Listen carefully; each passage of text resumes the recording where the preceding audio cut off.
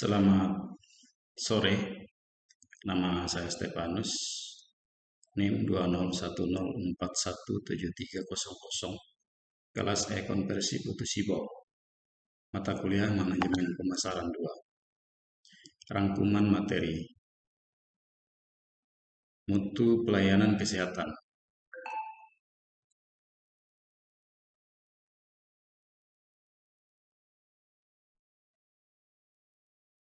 Penulis Surya Saripudin, SKM MKes. Bagian pertama. Pelayanan kesehatan atau health care service adalah pelayanan yang diberikan kepada setiap orang yang dijamin dalam Undang-Undang Dasar 1945 dalam upaya meningkatkan derajat kesehatan masyarakat, baik secara perorangan, kelompok maupun masyarakat secara keseluruhan.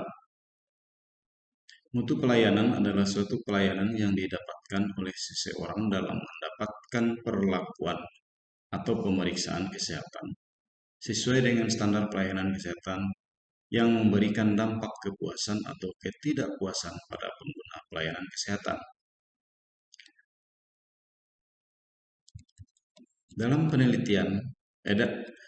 Dalam penilaian dimensi mutu pelayanan, menurut Parasuraman dan kawan-kawan, terdapat 5 dimensi untuk menilai mutu pelayanan kesehatan, yaitu kehandalan,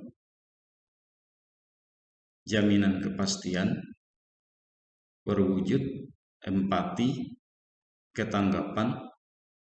Sedangkan menurut World Health Organization, terdapat 6 dimensi mutu pelayanan kesehatan, yaitu efektif, efisien, mudah diakses, mudah diterima, adil, dan aman. Faktor yang mempengaruhi persepsi mutu pelayanan ialah tingkat pengetahuan dan pendidikan seseorang, dan faktor karakteristik pribadi seperti sikap, motivasi, kepentingan atau minat, pengalaman, dan pengharapan. Variabel lain yang ikut mempengaruhi persepsi adalah umur, latar belakang, sosial, ekonomi, budaya, lingkungan fisik, pekerjaan, kepribadian, dan juga pengalaman hidup individu masing-masing. Adapun syarat pokok pelayanan kesehatan, menurut Aswar, dalam pelayanan kesehatan terdapat beberapa syarat yang sebaiknya dipenuhi. Syarat yang dimaksud adalah tersedia dan berkesinambungan, dapat diterima dan wajar, mudah dicapai, mudah dijangkau, dan bermutu. Kemudian bagian kedua, program menjaga mutu. Program menjaga mutu merupakan kegiatan yang terencana dan sistematis yang perlu dilakukan dalam rangka untuk mencapai keluaran yang meyakinkan. Sedangkan menurut Donavedian, program menjaga mutu adalah upaya menelaah secara periodik berbagai perihal yang mempengaruhi pelayanan, melakukan pemantauan terhadap pelayanan, serta menelusuri keluaran yang dihasilkan sedemikian rupa sehingga berbagai kekurangan dan penyebabnya dapat diketahui, sehingga upaya perbaikan dapat dilakukan demi menyempurnakan taraf kesehatan dan kesejahteraan. Tujuan dari program menjaga mutu yakni untuk meningkatkan mutu pelayanan yang telah dilaksanakan, mengetahui masalah dan penyebab masalah mutu yang dilaksanakan, menetapkan masalah dan penyebab masalah mutu yang ditemukan, menyelenggarakan upaya penyelesaian masalah dan penyebab masalah mutu, menilai upaya mutu yang telah dilakukan, menyusun rencana tindak lanjut untuk lebih meningkatkan mutu pelayanan. Manfaat dari program menjaga mutu adalah meningkatkan efektivitas pelayanan, meningkatkan efisiensi pelayanan, meningkatkan penerimaan masyarakat terhadap pelayanan, melindungi pelaksana pelayanan dari kemungkinan adanya gugatan hukum. Untuk menjaga mutu pelayanan, ada beberapa kegiatan yang harus dilakukan.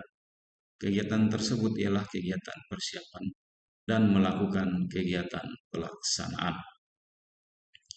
Kemudian ringkasan bagian ketiga, yaitu kepuasan pasien. Kepuasan adalah tingkat keadaan yang dirasakan seseorang yang merupakan hasil dari membandingkan penampilan atau outcome produk yang dirasakan dalam hubungannya dengan harapan seseorang. Alat ukur untuk menentukan seberapa besar kepuasan terhadap suatu pelayanan yang didapatkan. Menurut Kotler, dalam Cipto 2003, pengukuran kepuasan dapat dilakukan dengan 4 cara, yakni sistem keluhan dan saran, survei kepuasan konsumen, ghost shopping atau mystery shopping, dan analisis pasien yang beralih atau lost customer analysis. Menurut Wijono 2000 halaman 13, faktor yang mempengaruhi kepuasan pasien antara lain: 1. Pendekatan dan perilaku petugas, perasaan pasien terutama saat pertama kali datang. 2. Mutu informasi yang diterima seperti apa yang dikerjakan, apa yang dapat diharap. 3. Prosedur perjanjian. 4. Waktu tunggu. 5. Fasilitas umum yang tersedia. 6. Fasilitas perhotelan untuk pasien seperti mutu makanan, privasi, dan pengaturan kunjungan. Dan 7. Outcome terapi dan perawatan yang diterima. Sedangkan ringkasan bagian keempat, yaitu loyalitas pasien. Loyalitas pasien adalah salah satu faktor terpenting dalam mendorong keberhasilan organisasi pelayanan kesehatan. Namun untuk mempertahankan loyalitas pasien bukan hal yang mudah. Meningkatnya biaya perawatan, masalah asuransi kesehatan, kualitas perawatan, dan faktor lain yang mempengaruhi tingkat kesetiaan pasien. Menurut Muah dan Masram, bahwa loyalitas seorang pelanggan didefinisikan sebagai orang yang membeli, khususnya yang membeli secara teratur dan berulang-ulang.